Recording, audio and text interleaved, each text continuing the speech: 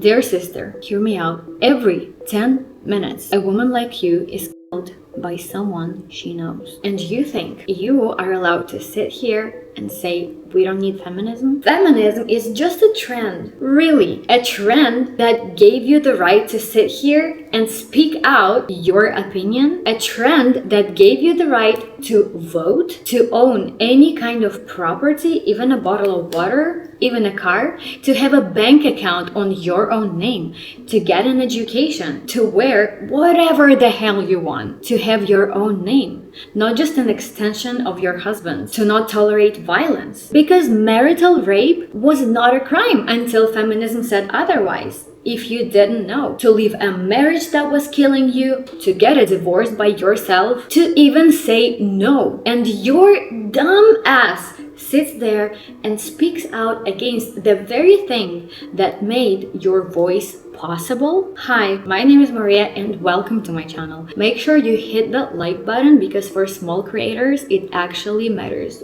way more than you think. Thank you. So let me get this straight. You were born into a world where you can watch YouTube, where you can have an opinion, where you can get an education, where you can vote, where you can own property, where you can have a job without your husband's permission, where you can just stand up and leave, where you can say no, and you sit there comfortable, educated, with rights and say, I don't need feminism. Do you ever think about the women before you? Grandmothers of your grandmothers, the women in your bloodline who never had a choice. Not because they didn't want one, but because it was taken from them before they were even born into this world. They didn't get to sit here and have this conversation. No, they didn't get to have an opinion. They didn't have to disagree. They just had to survive. And do you think they would be happy to hear you say feminism isn't needed? You think they suffered in silence so you could use your voice to dismiss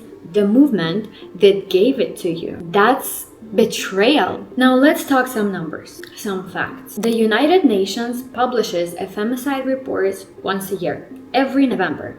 And the latest one came out in November 2025. That's the most current data that we have right now. So here's what the report said. In 2024, 50,000 women and girls were killed by their partners or family members. That's 137 every single day. That's one woman every 10 minutes. And this is just what's recorded. This is just what's counted. This is just what made it into the data. How many cases were closed, ignored, misclassified? How many women are just missing from that number? And what about the third world countries? How many cases are just hidden there? We don't know, and that's crazy. Harassment. 82% of women over 18 have experienced harassment or assault in their lifetime. That's 2.6 billion women, more than the entire population of China and the US combined. And that number has barely changed in 20 years. 20 years of awareness campaigns, 20 years of we're working on it, 20 years of it's not all men. Yeah, it's not all men, but it's almost always men. We still get harassed. I get harassed almost every day. If I go out,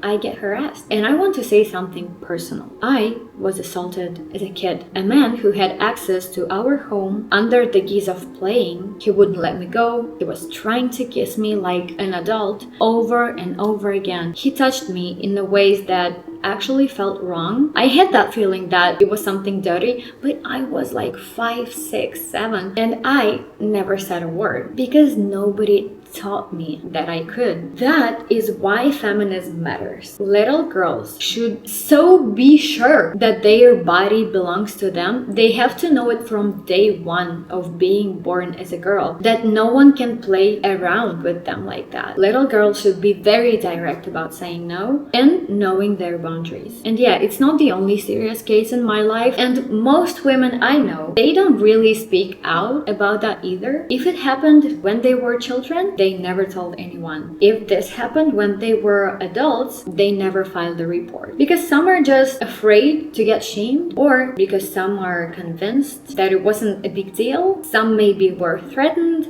and some weren't raised in an environment where speaking out was even an option. I mean, the society I grew up in taught girls to be patient, to be good, to let things go, to be wise and quiet and understanding. And that silence, it's not wisdom. That's how predators survive. And we get counted as zero in those statistics. How many of the rest of us are women who never told anyone? How many are sitting, watching this right now and nodding silently? Girls, I hear you and I believe you. And to the women and men who say that feminism isn't needed, how dare you? Let's talk about some history. Killing baby girls. Gendercide. In India and China, historically and to this day, close to 2 million cases of female infanticide every year. Studies estimate around 160 million women and girls are missing worldwide due to sex discrimination, including sex-selective abortion, female infanticide, and neglect. Because being born a girl was and still is in some places considered a problem, a burden, a disappointment. In some regions of India, pregnant women were bitten to their stomach so the female fetus wouldn't survive. That's all documented. Witches. We all heard about witches, right?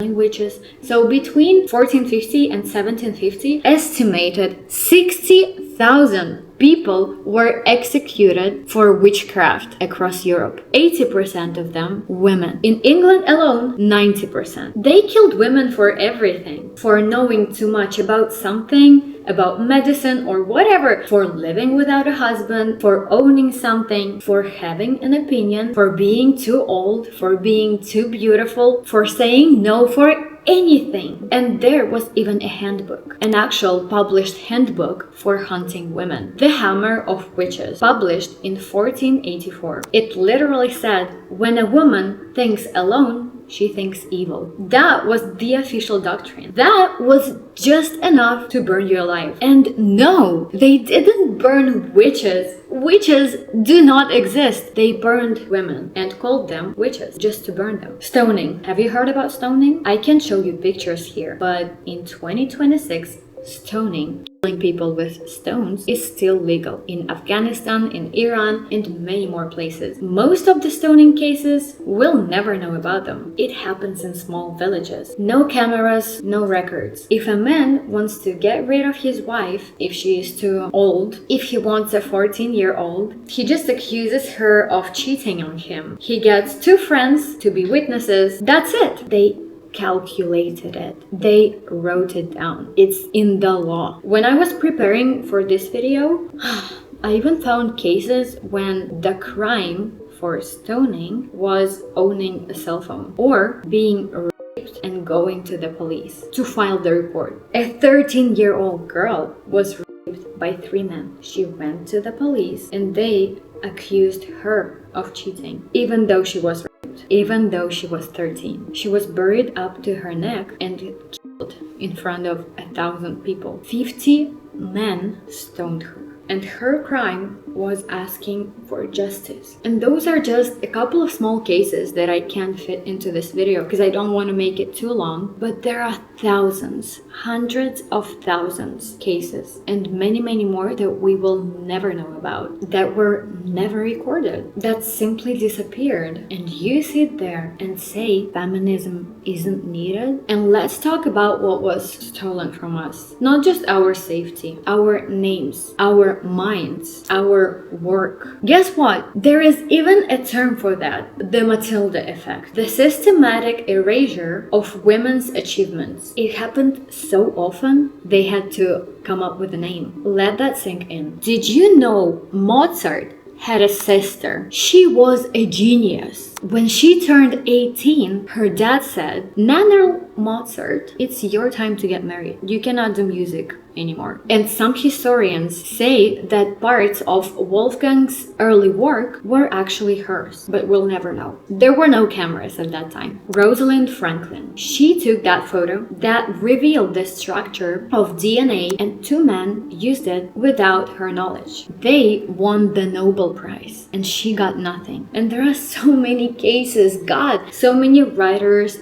painters, scientists, etc., that were never taken into account. They were never mentioned in history. Zelda Fitzgerald. Scott Fitzgerald, her husband, used her diary, his wife's diary, almost word for word in his novels. She called him out publicly and no one listened. No one listened. Esther Lederberg, her work helped her husband win the Nobel in 1958. He didn't mention her even once in his speech. Never. Never. Colette, a French novelist. She wrote 4 novels and published under her husband's name. He got famous and she got nothing until she finally left him and divorced. Margaret Keane. She painted every Big Eyes painting and her husband built a fortune on her works. He threatened to kill her if she exposed him. I've seen a movie about this when I was a child. It's an amazing one. It's called Big Eyes.